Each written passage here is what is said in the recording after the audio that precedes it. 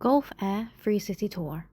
As soon as you land, do not enter anywhere else, just go straight to this sign where it says Information Desk. It is empty, you just have to sit there and wait. Make sure you book first online, otherwise it's first come first serve afterwards.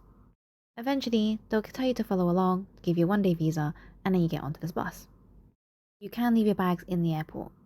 Everything is quite far away, so you sit on the bus and they tell you some information while you're on the bus. Our tour guide was Sharif, and they only give you about 3 hours tour for free. It is to promote tourism in Bahrain.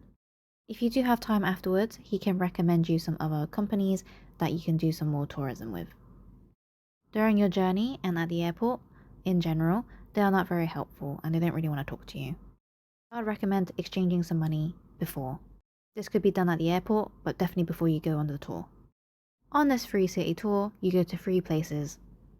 They also limit the time that you would have at each one as well, and they don't really let you walk around, so let's have a look. This is the first location. We go to this mosque.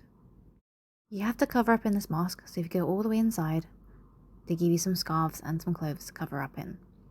The women cover up, the men didn't have to. You have to take off your shoes as you go in. If you come here by yourself, everything's completely free and you spend longer here. Since I'm on the tour, the man said he was only given 5 minutes to speak to us. He walked us inside and he explained everything about the mosque, which I found very interesting. After he spoke, he gave you a few moments to be able to take some photos. This was probably about 5 minutes. In the courtyard, there are some areas for you to take photos. Us lot here, we were the last ones. They were already on the bus. We were rushing to that bus. So outside, there are plenty of car park spaces, which you can go here by yourself or with the tour guide.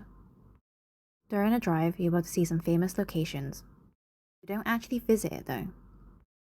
Some of these landmarks are very important. For example, this building here is the trading center, and that H building is one of the hotels. I also recorded some other extras just because they were nice. We're now at Bahrain Fort. That is a brand new building, which is the museum, which you can have a look inside. And in the distance, we've got a little cafe, also quite well known. They only accept cash. They gave us a bottle of water. It's very small, just because it's a very hot day. This is a UNESCO World Heritage Site, and Bahrain means where the two sea meets. There are some information that you can read, and it basically means that there's fresh water meeting the salt water. Now, because it's only a 3-hour tour, they don't actually let you go inside and look around, even though it's free.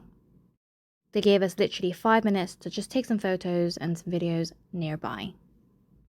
He said the whole point of this tour is to make you interested and want to see more, and that you'd come back. Lastly is the souk. This basically means market. Now walking through the main gate of Bahrain. At this market, he gave us 45 minutes to walk around, have some drinks, buy some stuff. There are plenty of souvenirs. There are no prices or anything. You can probably bargain. We only bargained at the end because I was trying to use up the last parts of my dinars. Overall, everything is really cheap though.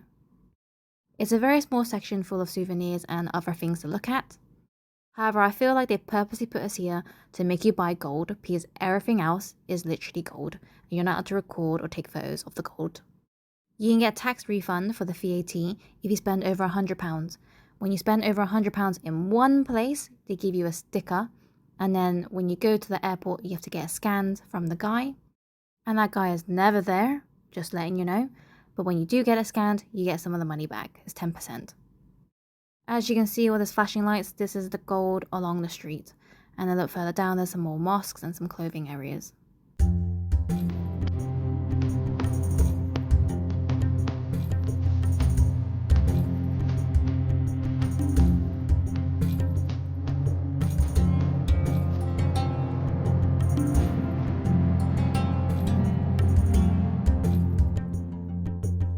Down some of the alleyways, you can see some restaurants and some places to eat.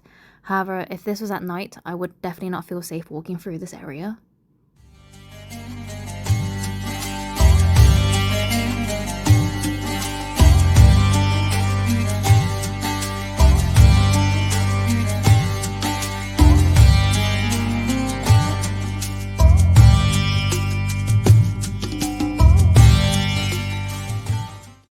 After everything, you are brought back to the airport. You have to go through security, and once you've gone through security, you're allowed to bring your drinks and food that you bought out and about inside. You have to wait around for about 15-20 minutes till someone picks you up, brings you upstairs, collect your luggage back, and then continue with your flights to your next places. Thanks for watching. Please like, comment, and subscribe. Bye.